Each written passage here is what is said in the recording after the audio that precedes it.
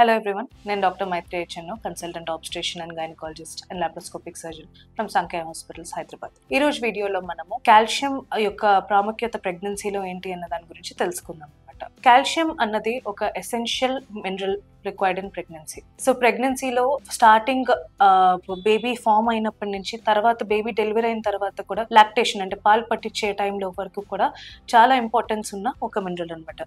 ఈ కాల్షియం అన్నది మనం డైలీ మనము తీసుకున్న ఫుడ్స్ లో చాలా పదార్థాల్లోనే ఉంటుంది. అంటే పాలు, పెరుగు, తర్వాత ఫిష్, కొన్ని బీన్స్, గ్రీన్ లీఫీ వెజిటబుల్స్, వాటన్నిటిలో కూడా కాల్షియం ఎక్కువ ఉంటుంది. కానీ మనం జనరల్ గా సహజంగా మన ఇండియన్ డైట్ కొద్దిగా లో కాల్షియం డైట్ అనమాట. సో అందుకని ఏంటంటే ప్రెగ్నెన్సీలో మనకి కాల్షియం నీడ్ అండ్ అప్టేక్ అనేది చాలా ఇంక్రీజ్డ్ ఉంటుంది. సో మామూలుగా తీసుకున్న రిక్వైర్మెంట్ కన్నా కూడా చాలా కాల్షియం అబ్జార్ప్షన్ అనేది పెరుగుతుంది. మన బాడీలో కాల్షియం అవసరం అనేది చాలా ఎక్కువగా ఉంటుంది. సో ఈ కాల్షియం నీడ్ ని మనం చేయడానికి అడిషనల్ గా డాక్టర్స్ అందరూ కాల్షియం సప్లిమెంట్స్ అన్నది సజెస్ట్ చేస్తూ ఉంటారు. సో చాలా మంది ఏంటి కాల్షియం టాబ్లెట్స్ తీసుకోవడం వల్ల ఏమన్నా కాంప్లికేషన్స్ రావడము, కిడ్నీలో స్టోన్స్ రావడము, కాన్స్టిపేషన్, గ్యాస్ట్రైటిస్, ఇలాంటి కాంప్లికేషన్స్ అన్ని భయపడి ముందుగానే తీసుకోవడం మానేస్తూ ఉంటారు. సో అలా మానేయడం వల్ల బేబీకి అండ్ మదర్ కి ఇద్దరికి కొన్ని serious side effects and complications అన్ని వచ్చే అవకాశం ఉంటుంది. సో మనం గుర్తుపెట్టుకోవాల్సింది ఏంటంటే ప్రెగ్నెన్సీలో మనకి జస్ట్ 1 గ్రామ్ ఆఫ్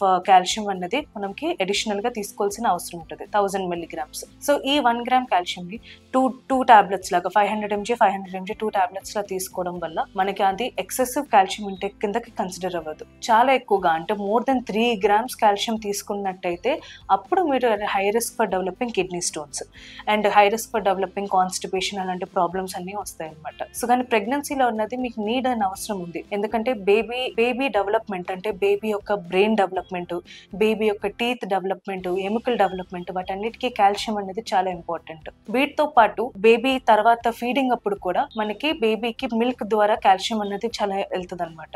సో దానికి బేబీకి మొత్తం మనకి డెవలప్మెంట్ అంతా కూడా హెల్ప్ అవుతుంది. దాంతో పాటు ప్రెగ్నెన్సీలో మనకి మదర్ కి బెనిఫిట్స్ కాల్షియం ఏంటంటే ప్రీ-ఎక్లాంప్షియా డెవలప్ అవ్వకుండా ఉండేలాగా హెల్ప్ అవుతుంది అనమాట. ప్రీ-ఎక్లాంప్షియా అంటే బీపీ చాలా హైగా ఉండడం, బీపీ హైగా ఉండి మనకి ఏమైనా కాంప్లికేషన్స్ రావడం, దానివల్ల ఫిట్స్, అట్లాంటి బేబీ యొక్క గ్రోత్ రిస్ట్రిక్షన్, ప్రీటర్మ్ డెలివరీ అంటే నెలల నిండక ముందేనే మనకి డెలివరీ అయ్యే అవకాశం అవన్నీ వస్తాయి అనమాట. సో అవన్నీ అవ్వకుండా ఉండడానికి కాల్షియం అన్నది చాలా ఇంపార్టెంట్ మినరల్ అనమాట. సో ఈ కాల్షియం అన్నది 2 టాబ్లెట్స్ పర్ డే తీసుకోవడము.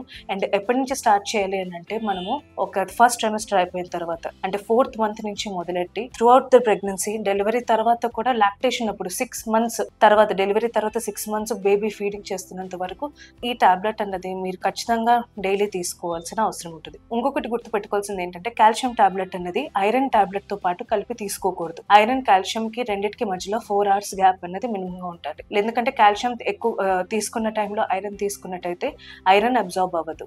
మళ్ళీ మనకి ఐరన్ కూడా చాలా ఇంపార్టెంట్ ప్రెగ్నెన్సీలో. ఇంకేమైనా క్వశ్చన్స్, ఏమైనా డౌట్స్ ఉన్నట్టయితే కింద నెంబర్ స్క్రోల్ అవుతూ ఉంటుంది, కాంటాక్ట్ చేయొచ్చు. Thank you.